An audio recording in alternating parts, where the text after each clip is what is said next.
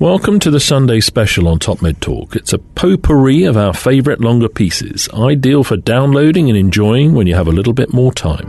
Top Med Talk. Nick Margerrison here, welcome to Top Med Talk. And on today's Top Med Talk, we've got a conversation with Hilary Swales. Now, she's the lead for patient information at the Royal College of Anaesthetists. And we're looking at the toolkit, the Fitter, Better, Sooner toolkit that Hilary, you're promoting. Do you want to tell us a little bit about this, first of all? Yes, the Fitter, Better, Sooner toolkit was launched last October by the college, and it consists of an animation which is shown often now in pre-assessment clinics or could be shown in GP surgeries.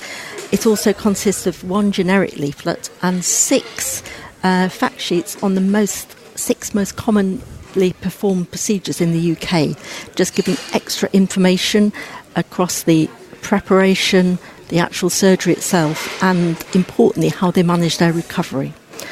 I think the main thing about Fitter, Better, Sooner is that we're looking at patients who can make improvements to their health and activity levels and lifestyle, and we're seeing that these patients can actually recover from surgery more quickly with fewer complications. And I think it's patients taking an active role in the planning and preparation for their operation also make them feel more in control and get back to normal more quickly.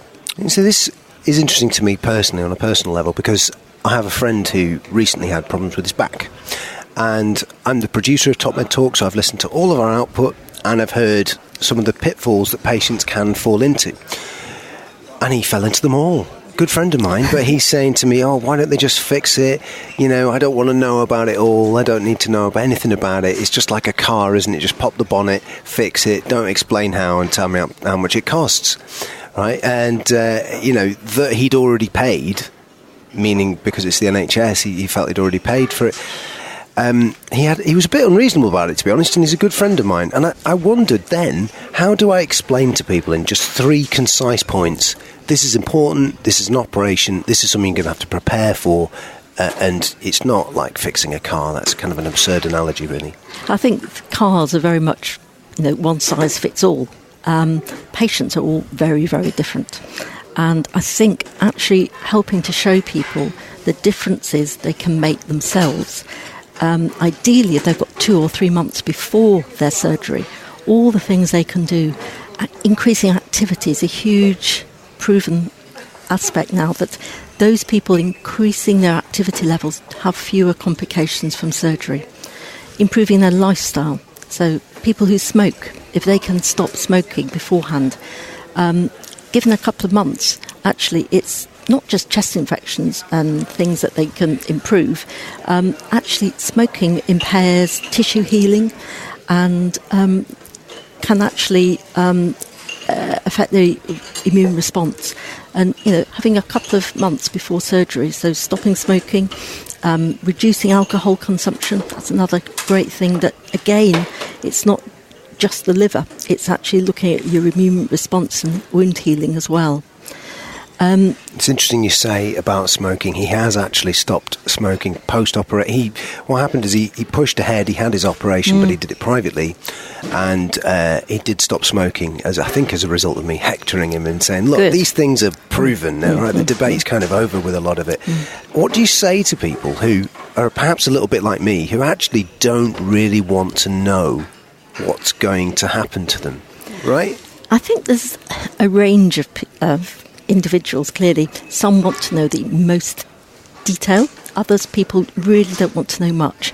But I think actually one of our big national snapshot studies did show that anxiety is the most frequently cited as the worst aspect of the perioperative experience. And actually information helps reduce anxiety. The key areas where we need a patient to be involved is the pre-operative preparation, and actually what people are anxious about often we can explain. So good quality information, such as we produce by the Royal College of Anaesthetists. If we give that to patients, it helps explains the basics. And also we need patients to be active actively involved in their recovery.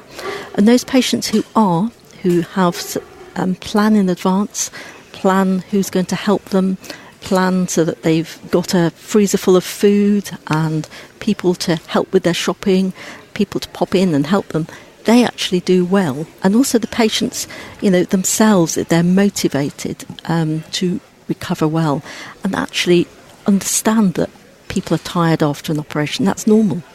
And the importance of slow improvement and having a recovery diary so they can see how much they're improving day by day. And it's that sort of motivation and things that's really important for them to know about in advance. The actual details of the surgery they need to know a little bit about just to understand the consent process so that they understand what they're actually consenting to, and especially if there's any choices. But if there's no choices, to an extent, they probably don't need to know too much of the detail if they don't want to. Mm-hmm. But I think the important thing is they do understand all that can be done in advance, especially we're increasingly seeing all that can be done with increasing activity, losing weight, all those sort of aspects. And actually it's proven now how much it can reduce your complication rate if you become fitter. See, this pack that we've got here, this tool pack, or toolkit, should we call it, Fitter, Better, Sooner, Preparing for Surgery. All of this information is available on the Royal College of Anaesthetists website. But what I think is interesting about it as well is that this hammers home key messages that we frequently come back to here on Top Med Talk. And I'm wondering, is this something that you think this information is applicable perhaps globally, because obviously it's for the UK, but is it something that maybe people who are listening in America or Australia or other parts of the world? It could well be. And I think the important thing that this information is, patients facing surgery, it's a teachable moment. This is their chance to improve their health, their lifestyles, any comorbidities, if they can manage them better, optimise them with their physicians. And this hopefully will improve their health and recovery from this operation. But if patients can see the benefits of the improved fitness, the weight loss, the other measures, and actually take that forward, and this is a lifestyle change potentially for life, that's hugely important. It is very generic, the information we're giving. So yes, it is applicable in different healthcare systems worldwide. There will be slight differences as to the actual surgical pathway, but this is very generic information and yes, very applicable anywhere.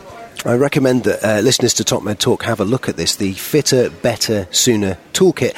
We'll put links in the show notes to this podcast so you can find out more about it. So when exactly was this rolled out, and who gets it, and how does that all work? This was launched by the college August of last year, so August 18, and it's very much designed to be used by anaesthetists, but it's people we're wanting to get this is patients, and really we're wanting them to get it as early in their surgical pathway as possible. We are giving it out in pre-assessment clinics, in hospitals, and they're having on the monitors, we're having the animation shown, but really ideally if we could get this out to patient groups better, and ideally having the animation shown in general practice in the surgeries while people are waiting will be fantastic, so that actually patients, when they first become patients, can actually have the benefit of this information, and then that will give them 2 or 3 months lead in when they can actually make meaningful changes. That's right. There's a wonderful video that we'll also link to which encompasses the Fitter, Better, Sooner package that we're talking about here. About 9 minutes in length, certainly worth watching, and so that's available in the pre-op assessment clinics. Not everywhere. That's what we're encouraging people to do, and it's downloadable from the college website, and the college can give any support that is needed. But yes, it's about 9 minutes long, and the idea is that if it's playing in a waiting room, people can dip in and dip out of it. So waiting rooms, GP surgeries, anywhere where patients are waiting. And in hospitals nowadays, there's very much a clear wall advice, so we don't have posters up, but if we've got a monitor with this playing, it's fantastic, captive audience. So in your experience, patients in the UK, what are some of the key attitudes that we need to address and perhaps completely change towards this towards surgery? I think the fact that I think one attitude is that they just go into hospital and they're fixed. Actually, the key message that we need to get out is that you as a patient can make a big difference to how your surgery goes. And taking ownership of it is really, really important. There's so much you can do, and there's so much information available for you if you want it. And this is partly for pre-operative, but what the surgery actually entails itself, and about lifestyle changes and the importance of these. And I think this is really under-recognised in our population. We're seeing increasing levels of inactivity amongst our population, and obesity rates rising. And if we do one thing, the important thing is to increase activity of our population. You know, one of the things that's happened with me as a result of listening to Top Med Talk and hearing different phrases such as exercise is real medicine, as an example, it's made me start doing a bit of exercise. So it's fantastic. So it's been good. It's been good in that sense, hasn't it? I've been listening to people talking about how clear the benefits are, and it's encouraged me to do a little bit of exercise. But I wonder what you think of this. Someone once said to me that getting ready for an operation is like preparing for a marathon. I think in many ways it's right. Clearly, different operations, some operations are less of a marathon than others. But yes, I mean, the body, it's a great surgical response to stress is probably not very different in many ways from something like a marathon. And the key thing is a marathon, you just don't go in there and book yourself in for a marathon and go for it a week later. You train for it. And actually, yes, there's so much you can do to actually train your body. And different people, we say fitness, we don't mean doing marathon training. We meaning doing exercise at the level that you can do it. So for some people with joint problems, obesity, that will be swimming. They're in a much more supportive atmosphere. Other people, yes, they may choose to do running, but it's the key thing is of increasingly it's shown to be sort of activities that stress your cardiovascular system a little bit, so make you a little bit out of breath, get your pulse rate up. And interval training has been shown to be probably the way forward. But anything we can do to increase people's sort of wish to do exercise, be it with their family, be it on their own. Lots of electronic gadgets nowadays to people can Fitbits and whatever, just so that people can measure their activity, and hopefully that can incentivise them to do more. Wonderful. And you were saying as well, bringing things from your house to make yourself feel more comfortable when you're in hospital and that kind of stuff. All those preparation techniques. And I think great. There's a lot of people think when they're coming into hospital that they're going to come in and straight away have their surgery. There's actually people, it's just sort of expectation management that there's going to be a bit of sitting around. So take in things to occupy, some music, something to relax you, a book, a puzzle book, something to take your mind off what's about to happen. People also, we can teach people, or people can teach themselves some breathing exercises for relaxation. People do yoga, whatever. But all of this is such an important part of actually how the day goes on your operation. And then just to wrap here on a final question, do you have any specific messaging for people who are concerned about pain or pain management, particularly for people who are listening in America? Obviously there's a big issue with the opioid crisis. How is it that we overcome this idea that it's the so-called fifth vital sign, which I think not a lot of people like that idea anymore? How do we overcome that, prepare people for pain, but not sort of fall foul of making them worse, making them more anxious about it? I think the key thing is that, people's managing expectations. And I think managing the expectation, though, that people don't expect to be pain-free. People expect to have some pain after surgery, and it's how we manage it. And we can tell them what we can do to support it. There's also some choices people may want to make before their operation as to whether they have epidurals or regional techniques that can help reduce the pain afterwards. And this is very much something they should be involved, a shared decision-making pathway. But yes, the key thing is patient expectation. We're not saying that patients should be pain-free when they go home, but they should be able to manage it themselves. Do you know what? Fascinating conversation. I want people to have a look at this. We will include links on the show notes. If you go to topmedtalk.com, you'll be able to find the Fitter, Better, Sooner toolkit and the accompanying video. Hilary Swales, thanks for being with us. Thank you. Top Med Talk. Thanks for listening to Top Med Talk. Now, before we let you go, it's important that we remind you to subscribe to Top Med Talk. That way you'll never, ever miss another episode.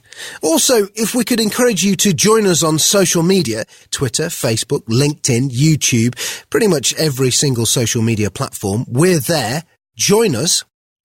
And finally, check out topmedtalk.com. If you go to our website, you can subscribe to email updates. That way we can always tell you where we're going to be, what we're going to be doing, and how you can join us. topmedtalk.com and click on the section marked email updates. Finally, Top Med Talk is proud to act as the broadcasting arm of EBPOM, Evidence-Based Perioperative Medicine. We'd love you to find out more about them as well. ebpom.org is their website. That's ebpom.org. And if you go to ebpom.org/meetings, you can find out about some of the wonderful meetings that we attend and cover across the year here on Top Med Talk. That's ebpom.org/meetings.